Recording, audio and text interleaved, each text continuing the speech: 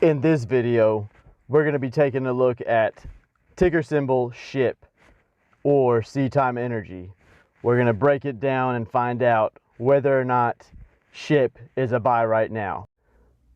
We're going to go through a company profile to find out exactly what SHIP is and what it does. We're going to go through the fundamentals. Number 3, we're going to look at some charts, which is the technicals. Number 4, we're going to look at a little bit of history. And number 5, you're going to get my 2 cents on the company and whether this is something that can be day traded, swing traded, or even an investment. All right, so let's get into it. All right, so what is SHIP?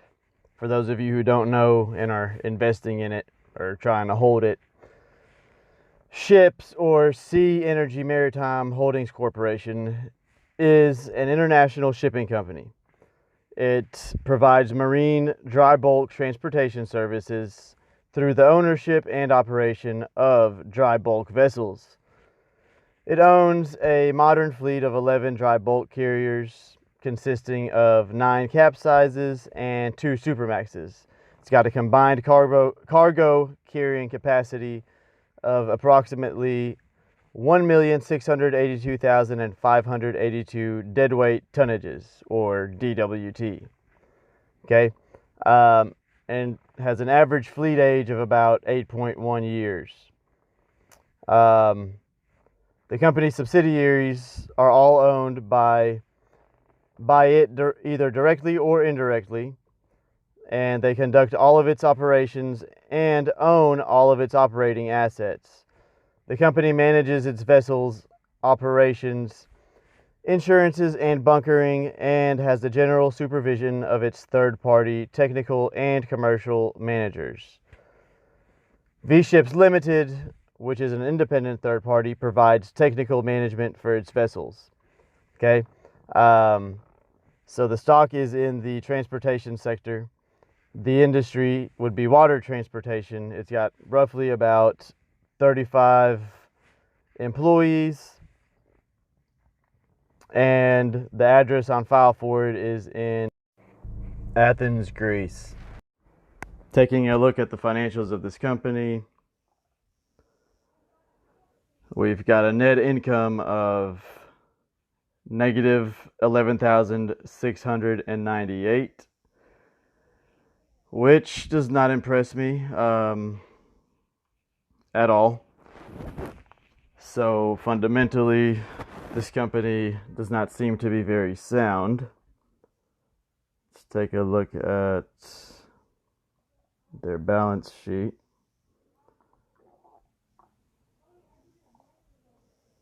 Total assets.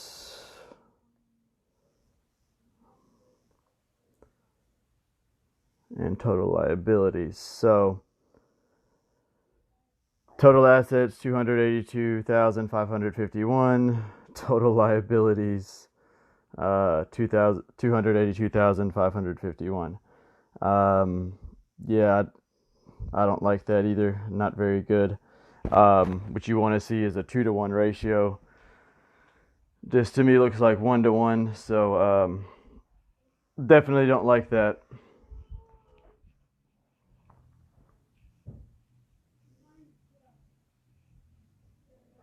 Let's look at their cash flow.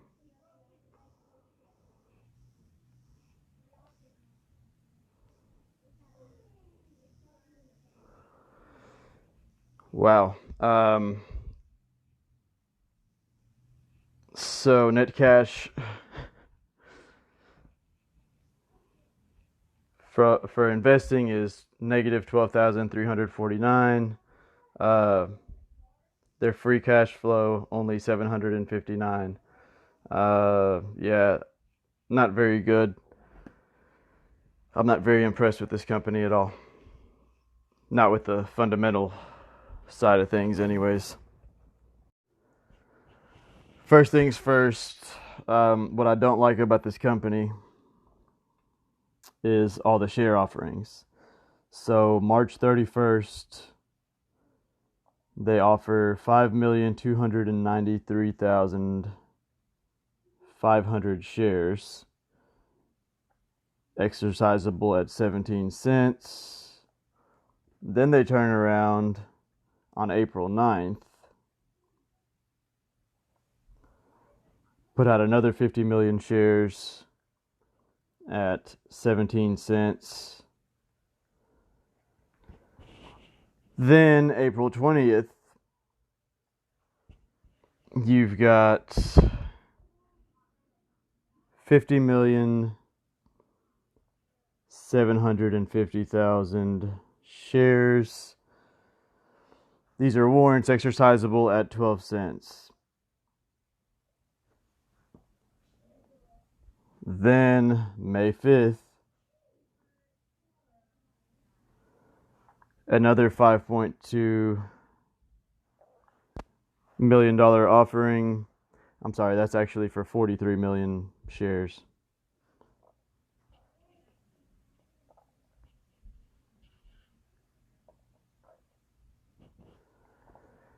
And those are also exercisable at 12 cents. So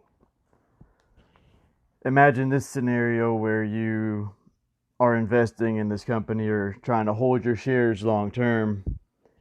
And so right now they're about 15, almost 16 cents. Imagine, you holding on to those while there's people that can come in and exercise their shares at 12 cents. So to me, the current price is not a good buy just based off of that. I mean, look at how diluted this company is, or look at how much it's diluting their shares. I mean, it's ridiculous. It's like you've got an offering at the end of March, 2 offerings in April, and then another offering already in May. I mean, this company's just going to keep doing offerings. Now, as I was researching for this video, I always like to read, message boards and stuff like that, and I see that there's a lot of naive people making comments like, well, we've got nowhere to go but up from here. This is the last offering. They're not going to do another offering for a while now. People are always under the impression that, when a company does an offering, it means that they're not going to do another one. That's the wrong way to look at it, and this company, is a poster child for that. So keep that in mind. Even day trading it, I mean, you could be trying to day trade it or swing trade it and get stuck in this thing, because as you're buying in, news can be released that they've got an offering, and before you can even find out the news, these shares will tank. It has happened to me before in the past. Company I was day trading, it was actually a biotech company that had a massive run, and the company did an offering in the middle of it, and in the middle of me day trading it, I mean, it has a massive drop. So keep that in mind. You can get stuck in these things even day trading it. So just be aware of the risk.